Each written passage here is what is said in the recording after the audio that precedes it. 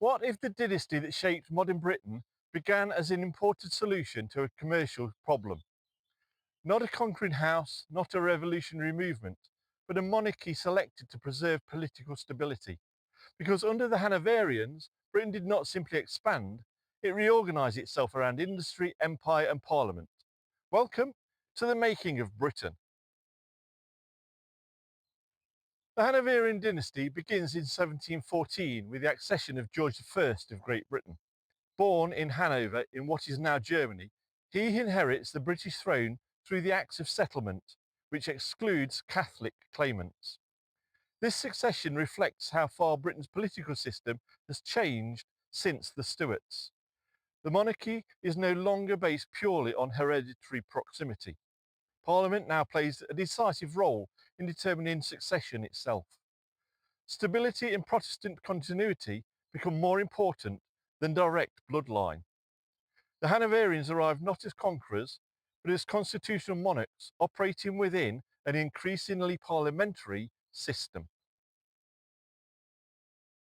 During the Hanoverian period, political power shifts further towards parliament.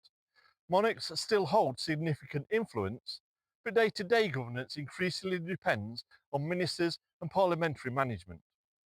Figures such as Robert Walpole emerge as central political organisers. Cabinet government becomes more structured, and the office that will later be recognised as Prime Minister begins to take shape. This does not mean democracy in the modern sense. Voting remains highly restricted and political power is concentrated amongst elites. But governance is becoming institutional rather than personal. As you've walked with me this far, you can really support my channel by giving this video a like. It helps more than you can imagine, so thanks. The Hanoverian period coincides with dramatic imperial expansion. Britain develops into a major global maritime and commercial power, with trade routes extending across North America, the Caribbean, Africa, India and beyond. The growth of empire reshapes the British economy. Ports expand, financial systems become more sophisticated, and overseas trade increasingly influences domestic policies. Britain is no longer primarily a regional European kingdom. It's becoming a global imperial state. At the same time, Britain experienced industrial change on an unprecedented scale. Mechanised production, coal extraction, steam power and factory systems transformed the economy during the later Hanoverian era. Industrial revolution alters not only production, but social structure, urban development and patterns of work. Cities grow rapidly, transport networks expand, and economic power shifts towards manufacturing and commerce. The state itself begins adapting to these changes, managing increasingly complex systems of taxation, trade, and infrastructure. At this point, it's worth asking what creates modernity more fundamentally: political reform or economic transformation? Was Britain reshaped more by Parliament or by industry itself? Share your thoughts in the comments, because the Hanoverian period suggests that political and economic systems evolved together. The Hanoverian era also consolidates the political union between England and Scotland following the Acts of Union of 1707. Over time, the idea of Britain becomes more politically meaningful, even as distinct national identities remain. Scottish intellectual, military and commercial participation becomes deeply integrated into imperial and industrial expansion. The British state grows not as a fully unified culture, but as a shared political and economic framework.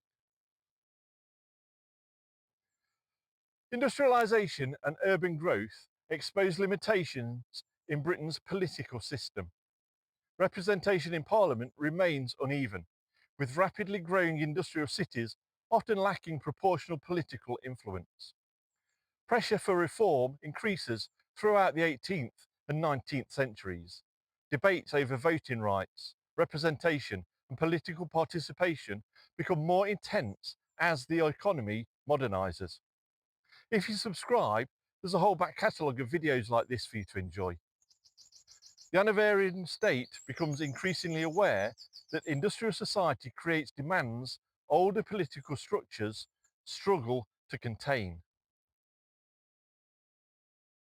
The Hanoverian period is also marked by major wars, including conflicts with France and the American War of Independence. These wars shaped Britain's finances, military systems, and imperial strategy. Victory in some conflicts expands Britain's global influence. Defeat in others reveals the limits of imperial control. The state becomes increasingly organised around taxation, naval power, and financial management. Over time, the monarchy itself becomes less directly interventionist in governance. While kings such as George III remain politically active, the long-term direction is clear. Executive authority increasingly flows through ministers and parliament. The crown remains important symbolically and constitutionally, but Britain is becoming a parliamentary state rather than a personal monarchy. By the end of the Hanoverian era, Britain possesses many features associated with a modern state: industrial economy, parliamentary governance, global trade networks, and expanding urban society. The transformation is incomplete but unmistakable. Britain has moved beyond its medieval and early modern structures into something recognisably modern. If the Hanoverians show how Britain became modern through the interaction of parliament, empire and industry, what does that suggest about how nations evolve? Are they shaped mostly by rulers or by systems that grow larger than any ruler can fully control? Because the Hanoverian story is not simply about kings from abroad, it's about the emergence of Britain as a modern state operating at a global scale. YouTube has chosen this video for you to watch next. Have a look. I think you'll like it. If you ding the bell, you'll be notified when new episodes are published, so you won't miss any. Thanks for walking a little further down the path that made Britain with me. Take care, and I'll see you on my next walk.